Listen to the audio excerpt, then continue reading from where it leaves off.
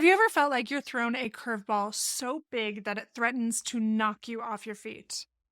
Today, we're exploring how to find strength and meaning in life's toughest moments. I'm going to share some real, relatable stories that have reminded me of the incredible resilience we all possess, even when we feel at our weakest.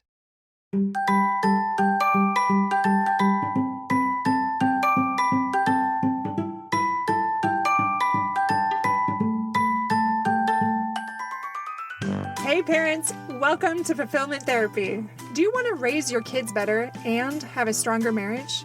Are you up late at night researching marriage and parenting tools and self-care tips?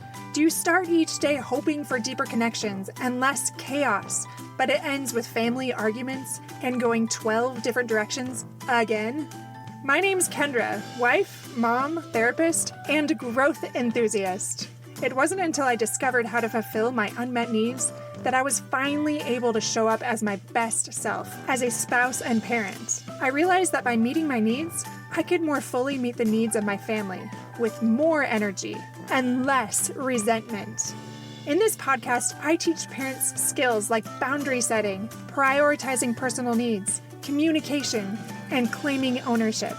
Just like my clients, you'll be shocked by the improvement in your marriage, parenting, and personal life when you focus on fulfilling your important, unmet needs. Ready to prioritize yourself so you can quit mentally throat punching people? Then grab those earbuds and head outside, and let's walk and talk.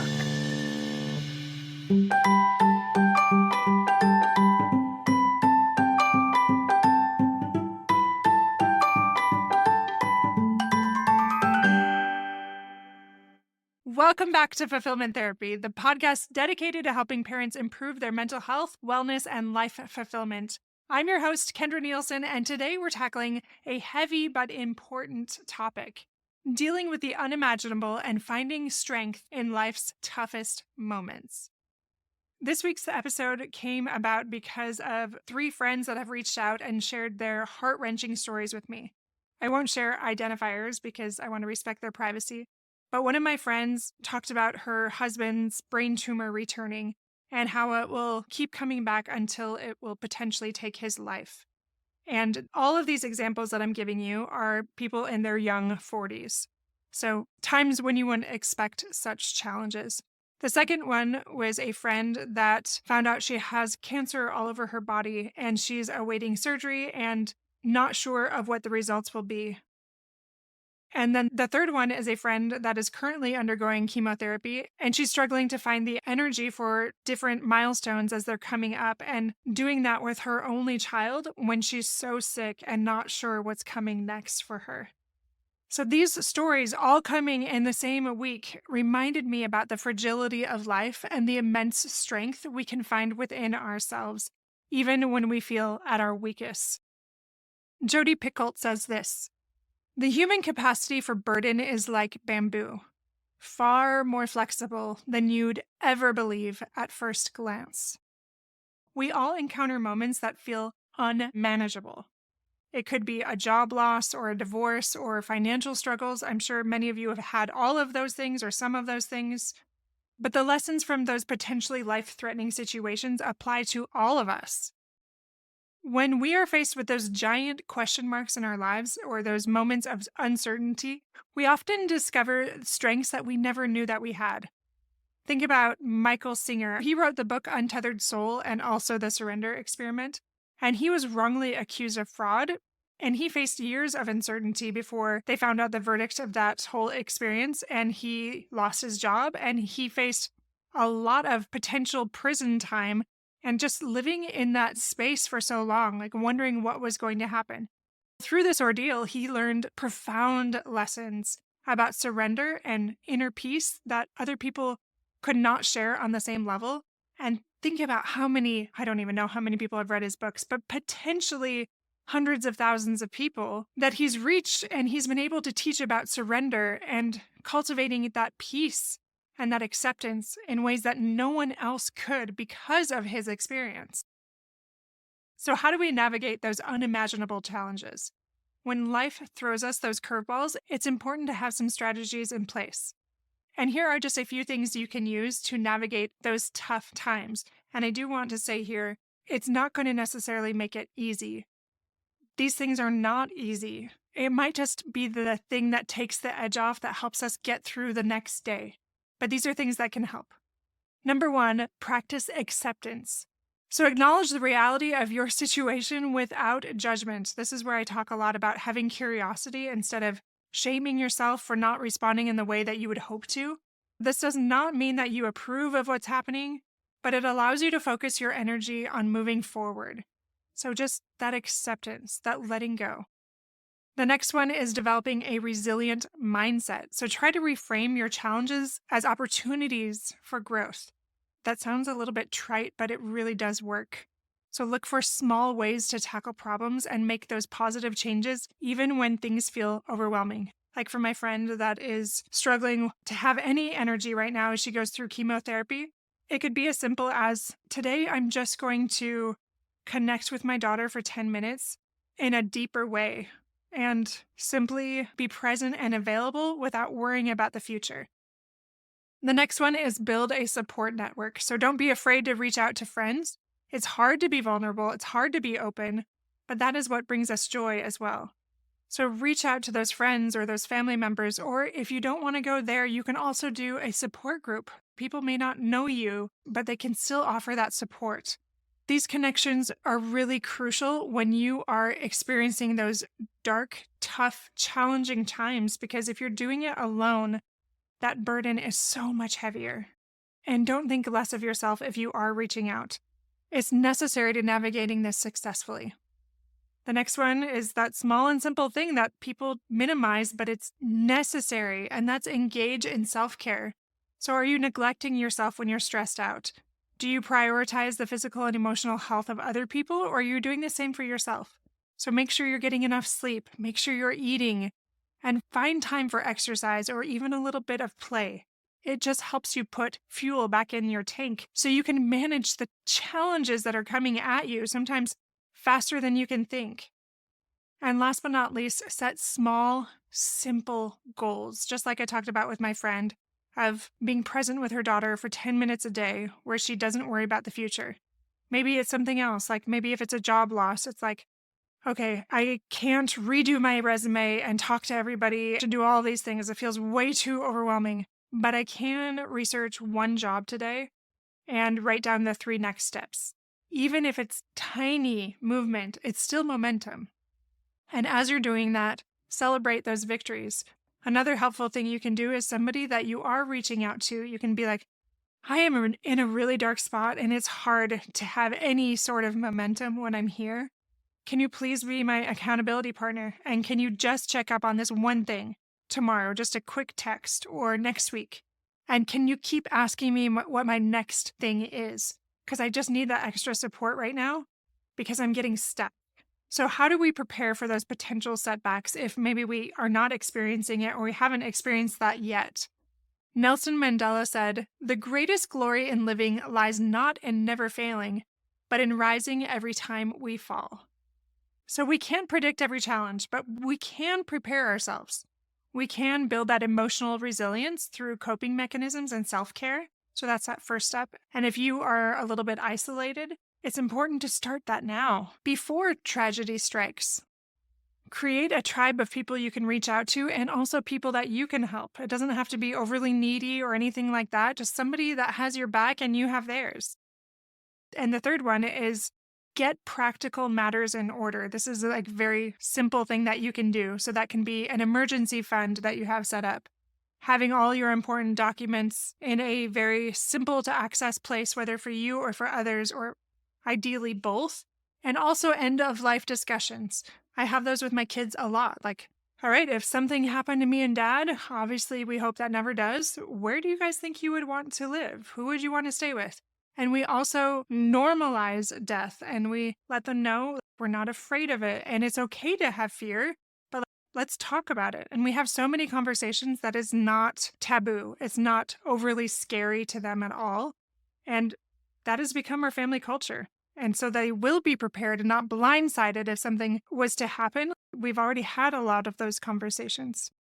I really have learned that the pain of loss can be a refining fire that strengthens us and helps us become a stronger version of ourselves if we let it.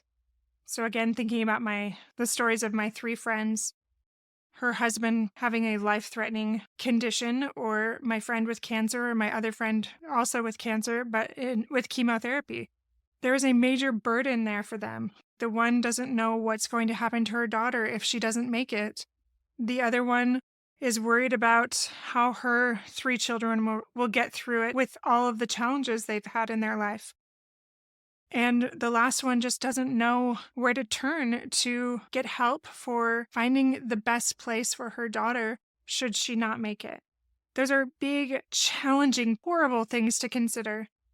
And I think about my own story. My daughter, at the time, I think she was about a month old. She stopped breathing for about 4 minutes, and we were on the phone with 911. I remember when we were trying to revive her over and over, and it wasn't working. I remember a voice telling me, it's going to be okay.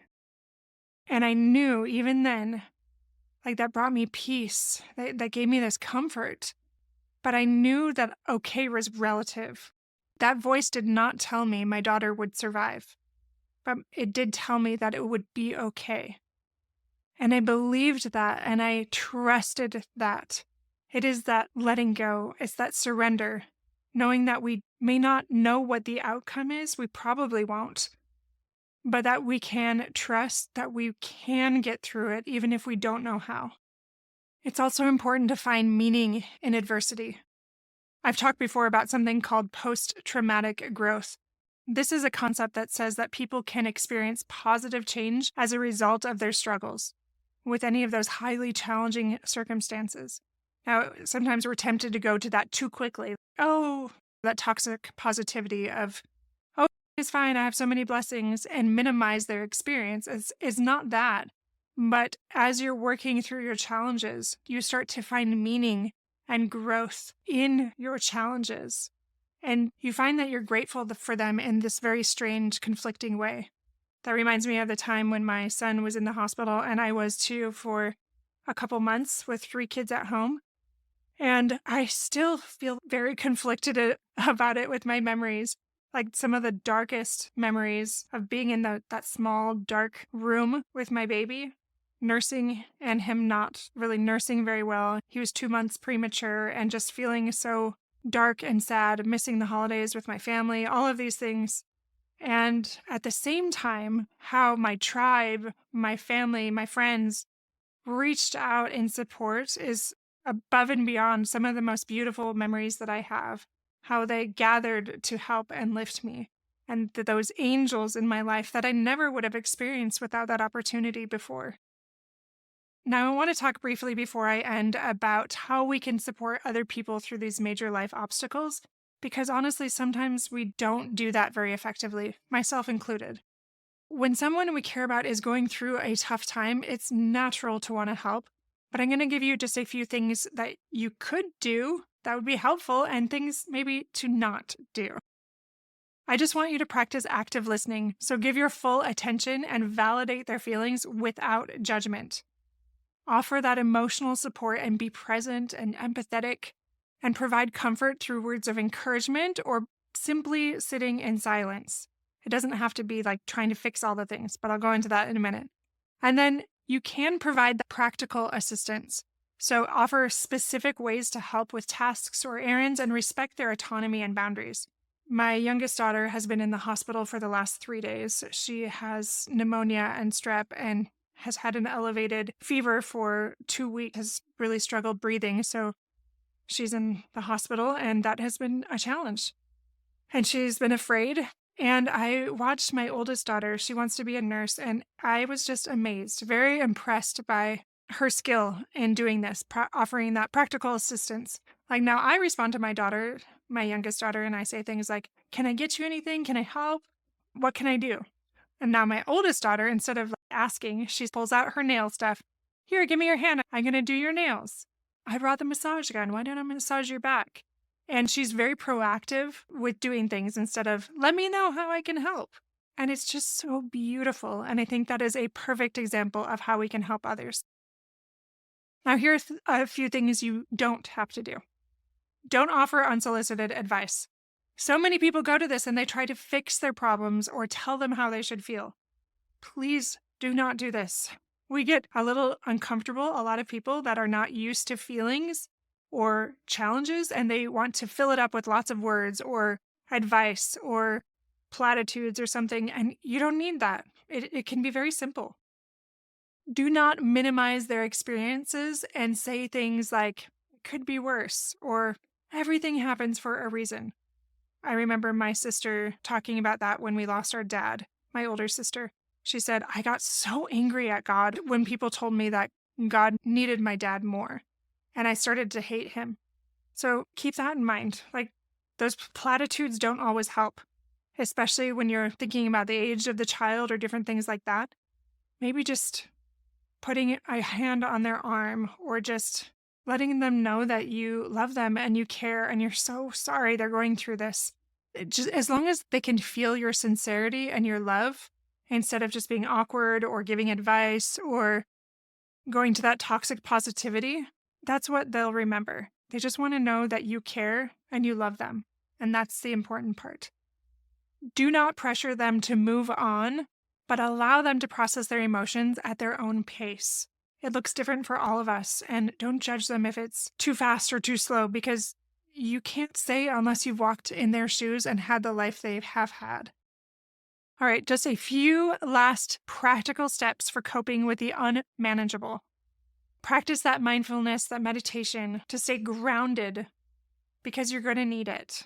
Journal about your experiences because that will help you process your emotions and your feelings and find peace at an accelerated rate than if you just avoided it and didn't reflect on it. Writing really is a powerful tool for processing difficult feelings. And the third one is please seek help. I had a client recently that has had all of his immediate family die in one calendar year, and he was feeling very ashamed of needing help. And I just let him know, hey, there is no shame in getting counseling, and there's no shame in medication or whatever you need to get through something that is quite likely one of the hardest things you will ever face. And it is brave in many ways to do those extra things that will help you manage this in a better way instead of maybe taking it out on your family or sinking further into depression or any of those things. So help them see that there's no shame in the things that they are doing to try to get that extra help, whether that's medication or counseling or things like that, or even asking friends or family for help. The next one is connect with others through those support groups, through close friends, and be willing to be open so that you can feel less alone. And the last one is just focus simply on what you can control. Identify those small things that you can do each day to improve your mindset or your situation, even if they're so small. Like maybe it's just a phone call to an aunt that will just help you get out of your head a little bit and laugh, maybe. Or maybe it's simply scheduling the next counseling session, or it's just making those next steps just in case it doesn't go the way you hope it does. Like for my friend that doesn't know the results of her cancer and what will happen next. It's just simply like talking about it. Like her and I, we talked about, okay, if this does not go well, how can I support you? Like I'm okay with talking about death. So we just talked about it. And in that talking, she was able to process a lot of her fears, her grief. And that was helpful. And just to reassure her that, hey, I'm here. I've got your back. I'm willing to give like those milestone letters or take videos of you or do whatever we can, that if it goes that route, you can share different thoughts and feelings with them or whatever it might be, whatever would be most needed to help you feel peace. If this is something that you won't survive, what can we do next? How can I help you? Remember, my friends, you are stronger than whatever challenges you're facing. You have the capacity to not just survive, but to grow and find meaning through your struggles at your own pace. You don't have to be there today, but it will come if you are patient with yourself and practice that curiosity and that self-compassion. And just the key takeaways that I talked about today, adversity really can lead to personal growth and resilience.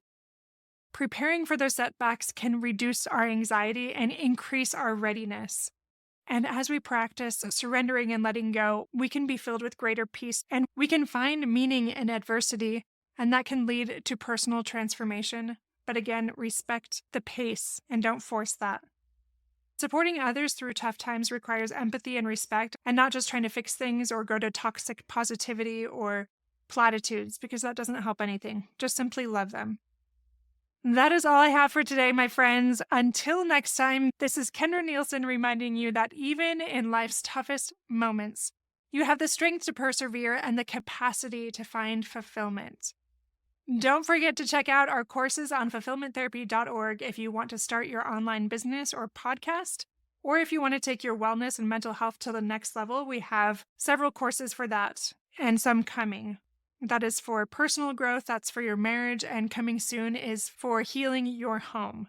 So check those out and see what we have. They are very affordable and self-led, all online courses. You're going to love them. We have poured our hearts out into making those the best that we can and have delivered 10 times what you would expect from a similar course. So you don't have to hesitate to invest in that because it will be worth every penny and then some. All right, my friends, I'll see you back here in just a few days.